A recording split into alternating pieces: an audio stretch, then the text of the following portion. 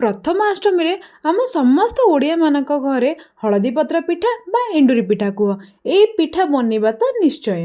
ୟାକୁ କେବଳ ପାରମ୍ପରିକ ପାଇଁ ବନା ହୁଏନି। ହଳଦୀ ପତ୍ରରେ ବହୁତ ଆଣ୍ଟିବାକ୍ଟେରିଆଲ ପ୍ରପର୍ଟି ଥାଏ, ଯିଏ ଆମ ହେଲ୍ଥ ପାଇଁ ବି ଭଲ ଥାଏ, ହେଲ୍ଥକୁ ବହୁତ ବଢ଼ିଆ ବେନିଫିଟ୍ ଦିଏ।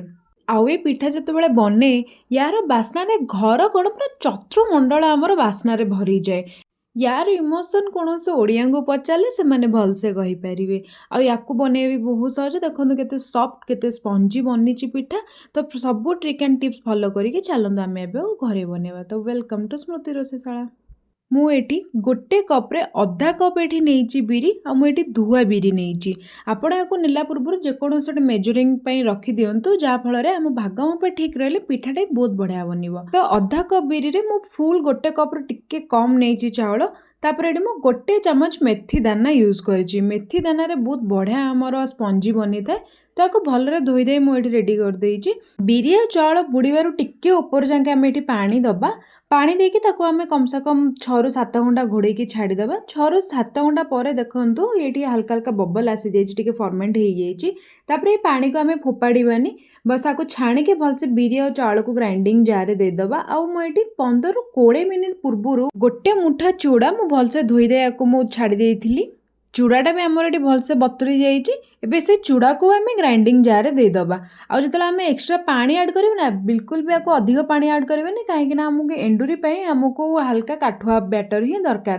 ତ ଯେଉଁ ପାଣି ମୁଁ ଭିଜେଇଥିଲି ବିରି ଆଉ ଚାଉଳ, ମୁଁ ସେଇ ପାଣିକୁ ହିଁ ଏଠି ୟୁଜ୍ କରିଛି। ଆଉ ଆକୁ ଗ୍ରାଇଣ୍ଡିଙ୍ଗ କଲାବେଳେ ପୁରା ଚିକଣ କରି ଆମେ ଗ୍ରାଇଣ୍ଡିଙ୍ଗ କରିବାନି। ଏଠି ଦେଖନ୍ତୁ ହାଲକା ହାତକୁ ପୁରା ଖଦ ଖଦଡ଼ା ଲାଗୁଛି, ଯେମିତି ପୁରା ଛୋଟ ସୁଜି ଥାଏ ସେଇଭଳିଆ ହିଁ ଟେକ୍ସଚର ଥିଲାବେଳେ ଯାକେ ହିଁ ଆମେ ଗ୍ରାଇଣ୍ଡିଙ୍ଗ କରିବା। ତାପରେ ୟାକୁ ବାହାର କରିନିଅନ୍ତୁ ଯେକୌଣସି ବୋଲରେ। ବାହାର କରିସାରିଲା ପରେ ମୁଁ ଏଠି ଗୋଟେ ଚାମଚ, ମାନେ ଭାବି ନିଅନ୍ତୁ ଆପଣଙ୍କ ସ୍ୱାଦ ଅନୁସାରେ ଏଠି ଲୁଣ ଆଡ଼୍ କରିବା। ଯେହେତୁ ଆମେ ଏଇଟା ଶୀତ ଦିନେ ବନାଉଛେ, ତ ଜଲ୍ଦି ଫର୍ମେଣ୍ଟ ହେବା ପାଇଁ ଟିକେ ଲୁଣ ଆଡ଼୍ କରିଦେଲେ ଜଲ୍ଦି ଫର୍ମେଣ୍ଟ ହେଇଯାଏ ଭଲରେ। ତ ଆକୁ ଆମେ ହାତରେ, ମୁଁ ଆକୁ ଏଠି 5ରୁ 10 ମିନିଟ୍ ଭଲରେ ଫେଣେଇଛି। ଯେତେ ଭଲରେ ଆପଣ ଆକୁ ଫେଣେଇବେ ସେ ସେତେ ଭଲରେ ବି ଫର୍ମେଣ୍ଟ ହେବ। ତ 5ରୁ 10 ମିନିଟ୍ ଏଠି ଫେଣେଇ ସାରିଲା ପରେ ମୁଁ ୟାକୁ ଢାଙ୍କିକି ପୁଣି 6ରୁ 7 ଘଣ୍ଟା, ନାହିଁ ତ 10ରୁ 12 ଘଣ୍ଟା ବି ଆପଣ ଛାଡ଼ି ପାରନ୍ତି। ତ ତା ଭିତରେ ଆମେ ଏଠି ଏଣ୍ଡୁରି ପାଇଁ ପୁର ପ୍ରସ୍ତୁତି କରିଦେବା। ତ ପୁର ପାଇଁ ମୁଁ ଏଠି ଗୋଟେ ବଡ଼ ନଡ଼ିଆକୁ ଭଲସେ କୋରିକି ନେଇଛି। ନଡ଼ିଆକୁ ବାସ୍ 5ରୁ 6 ସେକେଣ୍ଡ ଖାଲି ଟିକେ ଫ୍ରାଏ କରିଦେବେ। ତାପରେ ମୁଁ ଗୋଟେ ଇଞ୍ଚ ପାଖାପାଖି ଏଠି ଅଦା ଛେଚିକି ନେଇଛି। ଆ ଟେଷ୍ଟ ବହୁତ ବଢ଼ିଆ ଲାଗିଥାଏ। 4ରୁ 5ଟା ଏଠି ଗୁଜୁରାତି ନେଇଛି ଛେଚିକି। ତାପରେ ଏଠୁ 10ରୁ 12ଟା ମୁଁ ଏଠି ନେଇଛି ଗୋଲମରିଚ, ତାକୁ ବି ଛେଚିକି। ୟାର ଟେଷ୍ଟ ବହୁତ ବଢ଼ିଆ ଆସିଥାଏ। ଆଉ ଏଥିରେ ଟିକେ ପାନ ମଧୁରୀ ଆଡ଼୍ କରିଛି, ଯାହାର ବାସ୍ନା ବହୁତ ବଢ଼ିଆ ଆସିଥାଏ। ଆଉ ସ୍ୱାଦ ଅନୁସାରେ ଏଠି ଗୁଡ଼ ଆଡ଼୍ କରିବା। ଆପଣ ଚାହିଁଲେ ଗୁଡ଼ ବଦଳରେ ଚିନି ବି ଆଡ଼୍ କରିପାରନ୍ତି। ଆଉ ଯଦି ଆପଣଙ୍କ ପାଖରେ ଛେନା ବି ଆଭେଲେବୁଲ୍ ଅଛି, ଆପଣ ଏଇ ଟାଇମ୍ରେ ଆକୁ ଛେନା ବି ଆଭେଲେବୁଲ୍ କରିପାରନ୍ତି। ତା ଟେଷ୍ଟ ବି ବହୁତ ବଢ଼ିଆ ଲାଗିଥାଏ। ତ ସବୁତକ ସାମଗ୍ରୀ କି ଗୁଡ଼ ମେଲ୍ଟ ହେଇଗଲା ଯାକେ ହିଁ ଆମେ ଆକୁ ଭାଜିବା। ବେଶୀ ଅଧିକ ଝୁଝୁରିଆ କରିବାନି। ଏଠି ଦେଖନ୍ତୁ ଆମ ପୁର ବନେଇକି ରେଡ଼ି ହେଇଯାଇଛି। ଆଠରୁ ଅଧିକ ଭାଜିଲେ ବହୁତ ଡ୍ରାଏ ହେଇଯିବ, ଯେଉଁଟାକି ଖାଇବାକୁ ଭଲ ଲାଗିବନି। ତାପରେ ମୁଁ ଏଠି ଗୋଟେ ଡିଶ୍ରେ ପାଣି ଅଧା ଡିଶ୍ ଦେଇକି ମୁଁ ଆକୁ ସିଝେଇ ଦେଇଛି। ଆପଣ ଚାହିଁଲେ ଆକୁ ଇଟିଲି ଛାଞ୍ଚରେ ବି ବନେଇ ପାରନ୍ତି। ତ ହଳଦୀ ପତ୍ରରୁ ଯେଉଁ ଡାଙ୍ଗ ବାହାରିଥାଏ, ମୁଁ ସେ ଡାଙ୍ଗକୁ ବି କାଟିକି ଦେଇଦେଇଛି, ଯାହାର ବହୁତ ବଢ଼ିଆ ବାସ୍ନା ଆସିବ। ତାପରେ ମୁଁ ଏମିତି ଜାଲି ଦେଇଦେଇଛି। ଜାଲି ବଦଳରେ ଆପଣ ଯେମିତି କହିଲି ଇଟିଲି ଛାଞ୍ଚରେ ବି ୟୁଜ୍ କରିପାରନ୍ତି। ପାଣି ଗରମ ହେଲା ଭିତରେ ଆମେ ଏଠି ହଳଦୀ ପତ୍ରକୁ ଭଲରେ ଧୋଇ ନେବା। ଧୋଇ ଦେଇକି ତା ଆଗପଟୁ କିଛି ପାର୍ଟ ଆଉ ପଛପଟୁ କିଛି ପାର୍ଟ ବାହାର କରିନେବା, କାହିଁକିନା ସେତିକି ପାର୍ଟ ଆମର ଏତେ ୟୁଜ୍ରେ ଆସେନି, ଏତେ ପିଠା ବନିପାରେନି ସେଥିରେ। ତ ତାପରେ ଆକୁ ମୁଁ ଏଠୁ ମୋ ପତ୍ରର ସାଇଜ୍ ଅନୁସାରେ ମୁଁ ଆକୁ 2 ଖଣ୍ଡ କରି ନେଇଛି। ଆପଣ ଚାହିଁଲେ 3 ଖଣ୍ଡ ବି କରିପାରନ୍ତି, କି ଆପଣଙ୍କର ଯଦି ବଡ଼ ଜାଗା ଅଛି ଆପଣ ଏମିତି ଗୋଟା ବି ୟୁଜ୍ କରିପାରନ୍ତି।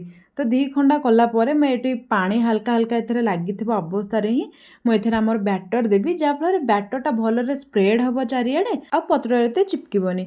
ତ ବ୍ୟାଟରକୁ 10ରୁ 12 ଘଣ୍ଟାର ରେଷ୍ଟ ପରେ ଆପଣ ଦେଖନ୍ତୁ କେତେ ବଢ଼ିଆ ସେ ଫର୍ମେଣ୍ଟ ହେଇଛି। ଏଇଟା ପୂର୍ବର କ୍ୱାଣ୍ଟିଟି ଦେଖନ୍ତୁ, ପରର କ୍ୱାଣ୍ଟିଟି ଡବଲରୁ ବି ଅଧିକ ଇଏ ଫର୍ମେଣ୍ଟ ହେଇଯାଇଛି। ଆଉ ଦେଖନ୍ତୁ କେତେ ବଢ଼ିଆ ସେ ତା ଭିତରେ ବବଲ୍ସ ଆସିଛି। ଆଉ ଏ ବବଲ୍ସକୁ ଆମେ ଅଧିକ ମିଶେଇବାନି। ଏ ବବଲ୍ସ ଥିଲେ ହିଁ ଆମ ପିଠାଟା ସଫ୍ଟ ଆଉ ସ୍ପଞ୍ଜି ବନିବ। ତ ଆକୁ ହାଲକା ଟିକେ ଘାଣ୍ଟି ସାରିଲା ପରେ ମୁଁ ଆକୁ ପତ୍ରରେ ବଢ଼ିଆ ସେ ସ୍ପ୍ରେଡ୍ କରିଦେବି। ଯଦି ଆପଣ ଚାମଚରେ ସ୍ପ୍ରେଡ୍ କରିପାରୁଛନ୍ତି ତ ଭଲ କଥା, ନାହିଁ ତ ଆପଣ ହାତରେ ବି ଆକୁ ସ୍ପ୍ରେଡ୍ କରିପାରନ୍ତି। ଏ ଚେଷ୍ଟା କରିବେ ଏହାର ଲେୟର୍ ଯେଉଁ ଅଛି ଗୋଟେ ପତଲା ଲେୟର୍ ହିଁ ଦେବେ, କାହିଁକିନା ପିଠା ସିଝିଲା ପରେ ସେଟା ଅଧିକ ଫୁଲିଯାଏ। ତ ପତଲା ଲେୟର ରହିଲେ ସେ ଖାଇବାକୁ ଭଲ ଲାଗିଥାଏ। ତାପରେ ଆମେ ବଢ଼ିଆ ସେ ପୁର ଦେଇକି ତାକୁ ଚାରିଆଡ଼େ ସ୍ପ୍ରେଡ୍ କରିଦେବା ଆଉ ତାକୁ ହାଲକା ହାତରେ ଏମିତି ଦୁଇ ପଟୁ ଫୋଲ୍ଡ କରିନେବା, ବସ୍ ଏମିତି କନେକ୍ଟ କଲା ଭଳିଆ। ୟାକୁ ଅତ୍ୟଧିକ ପ୍ରେସ୍ କରିବା ବି କିଛି ଆବଶ୍ୟକ ନାହିଁ। ତା ଭିତରେ ଦେଖନ୍ତୁ ଏଠି ଯେଉଁ ଷ୍ଟିମର ମୁଁ ବସେଇଥିଲି, ଷ୍ଟିମରରେ ଏଠି ବାମ୍ଫ ଅଲରେଡ଼ି ଆସିଲାଣି। ତ ଆମେ ଯେଉଁ ପିଠା ବନେଇଛେ ପିଠାକୁ ଗୋଟା ଗୋଟା କରିକି ସାଇଜ୍ରେ ରଖିଦେବା। ଆଉ ଏଇ ପିଠା ବନେଇଲା ବେଳେ ଗୋଟା ପରେ ଗୋଟା ଲଦିଲେ ବି ପିଠା ଖରାପ ହେଇନଥାଏ କି ତା ସେପ୍ ଚେଞ୍ଜ ହେଇନଥାଏ। ତ 15ରୁ 20 ମିନିଟ୍ ଆମେ ୟାକୁ ଲୋ ଫ୍ଲେମ୍ରେ ହିଁ ୟାକୁ ଷ୍ଟିମ୍ କରିବା। ଷ୍ଟିମ୍ କଲା ପରେ ମୁଁ ହାତରେ ଟିକେ ପ୍ରେସ୍ କରିକି ଦେଖୁଛି କି ହେଇଛି କି ନାହିଁ। ଏ ହାତକୁ ମୋତେ ହାଲକା ଟିକେ ହାର୍ଡ଼ ଲାଗୁଛି, ତ ମୁଁ ଏବେ ୟାକୁ ବନ୍ଦ କରିଦେଉଛି। ଏବେ ପିଠା ଆମର ରେଡ଼ି ହେଇଯାଇଛି। ଇଏ ଆପଣଙ୍କୁ ହାଲକା ଟିକେ ନରମ ଲାଗୁଥାଇପାରେ। ୟାକୁ ବନ୍ଦ କରିକି 10ରୁ 15 ମିନିଟ୍ ଥଣ୍ଡା ହେବା ପାଇଁ ଛାଡ଼ି ଦିଅନ୍ତୁ। ଥଣ୍ଡା ହେଇସାରିଲା ପରେ ହିଁ ଆପଣଙ୍କୁ ଟିକେ ହାର୍ଡ଼ ଲାଗିବ। ତାପରେ ଏଠି ଆପଣ ପତ୍ର ଖୋଲିକି ଦେଖନ୍ତୁ ସ୍ମୁଥଲି ପତ୍ର ପୁରା କେମିତି ବଢ଼ିଆ ସେ ବାହାରି ଯାଉଛି। ପିଠାର ତ ଟେକ୍ସଚର ଆପଣ ଦେଖିପାରୁଥିବେ କିପରି ଜେଲି ଟାଇପ୍ର ହେଇଛି। ସେ ପୁରା ସଫ୍ଟ ଆଉ ସ୍ପଞ୍ଜି ବି ବନିଛି। ଟେଷ୍ଟ ତ ବହୁତ ବଢ଼ିଆ ଥିଲା। ତ ଏଇ ଟ୍ରିକ୍ ଆଣ୍ଡ ଟିପ୍ସ ଫଲୋ କରି ଆପଣମାନେ ଘରେ ୟାକୁ ସିଓର ଟ୍ରାଏ କରନ୍ତୁ। କିପରି ଲାଗିଲା ମୋତେ କମେଣ୍ଟରେ ଜଣାନ୍ତୁ। ଆଉ ଭଲ ଲାଗିଲେ ଭିଡ଼ିଓକୁ ଲାଇକ୍ ଆଉ ଚ୍ୟାନେଲକୁ ସବସ୍କ୍ରାଇବ୍ କରିବା। ଜୟ ଜଗନ୍ନାଥ।